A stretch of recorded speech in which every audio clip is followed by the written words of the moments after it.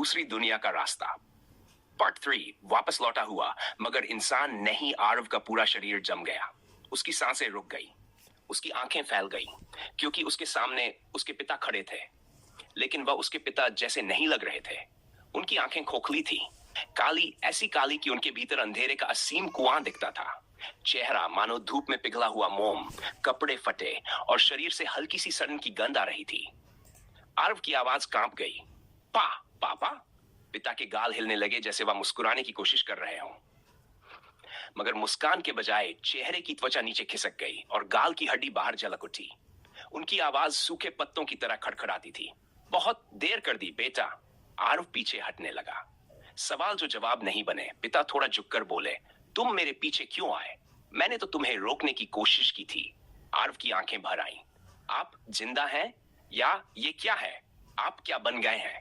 एक लंबी खामोशी। फिर पिता धीरे से बोले, मैं नाइदर जिंदा हूं न ही मरा हुआ। इस जंगल ने, इस रास्ते ने मुझे अपनी दुनिया में ले लिया। आरव ने कांपते हुए पूछा, मैं आपको वापस ले जाऊंगा, बस मुझे बताइए कि कैसे। पिता अचानक बहुत तेज हंस पड़े। हंसी जो किसी इंसान की नहीं थी। उनकी गर्दन पीछे मुड़ती गई, मुड़ती गई, मुड़ती गई, यहां तक कि उनका चेहरा पूरी तरह उल्टा हो गया। अंदर से चटकने की आवाजें आने लगीं और उल्टे चेहरे के साथ उन्होंने कहा, वापस? तुम्हारे पास समय ही नहीं है।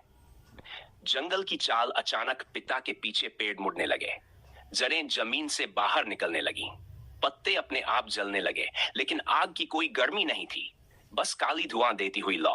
जंगल ने जैसे आरव को घेरने का फैसला कर लिया हो। पिता धीरे धीरे उसकी ओर बढ़ने लगे। धप धप, हर कदम के साथ जमीन कांपती। पेड़ों की शाखाएं आरव के चारों ओर घूमने लगीं, जैसे किसी अनदेखी शक्ति ने उन्हें नियंत्रित कर लिया हो।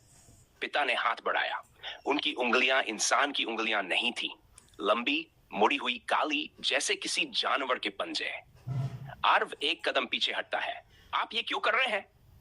पिता का चेहरा अचानक नॉर्मल हो गया, बस एक पल के लिए, जैसे वह किसी अंदरूनी ताकत से लड़ रहे हों। उन्होंने धीरे से कहा, भागो आरव, भागो, इससे पहले कि वो मुझे पूरी तरह ले ले। और फिर उनका चेहरा वापस विकराल हो गया। दूसरा दरवाजा। आरव ने मौका देखकर भागना शुरू कर दिया। जंगल की मिट्टी उसके पैरों के नीचे फिसल रही थी। पेड़ उसके हाथ पकड़ने की कोशिश कर रहे थे। कोई अदृश्य चीज उसकी कमर पकड़ रही थी, लेकिन वह किसी तरह छटपटाता हुआ आगे बढ़ता गया। दूर उसे एक चट्टान जैसी बड़ी संरचना दिखाई दी। उसके बीच में एक काले रंग का द्वार जैसा छेद था।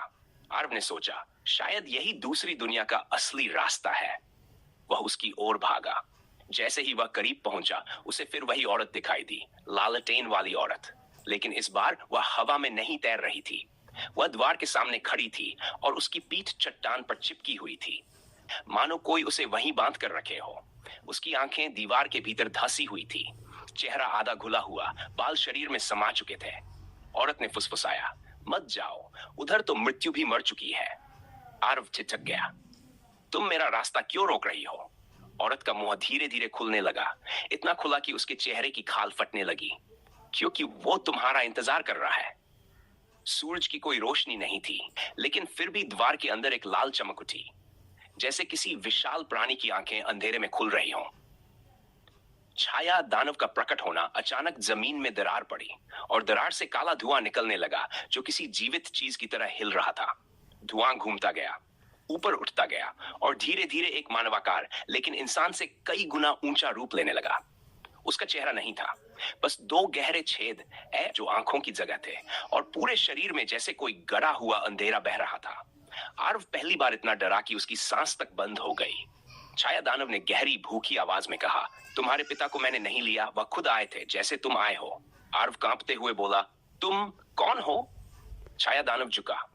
उसकी आवाज ने पूरे जंगल को हिला दिया, मैं द्वार हूं, मैं रास्ता हूं, मैं दूसरी दुनिया का रक्षक हूं। और फिर उसने हाथ बढ़ाया, ऐसा हाथ जो धुआं नहीं, ठोस अंधेरा था, जो दुनिया को निगल सकता था। पिता का अंतिम प्रयास। अचानक पीछे से आरव के पिता दौड़ते हुए आए और उस दानव पर टूट पड़े। भाग आरव, अब इस दुनिया में मत रुकना। दानव ने पिता को हवा में उठाकर धराशायी किया, ऐसे जैसे खिलौना हो। पिता चिल्लाए, मैं रोकूंगा उसे, तू भाग। लेकिन इसके पहले कि वह पूरा बोल पाते, दानव ने उनका शरीर जमीन पर जोर से दे मारा।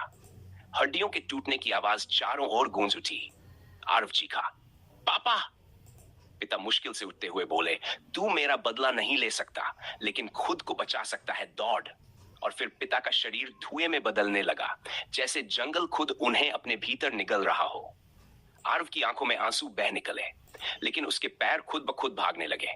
छाया दानव गूंजता हुआ बोला, तुम भाग सकते हो, मगर बच नहीं सकते।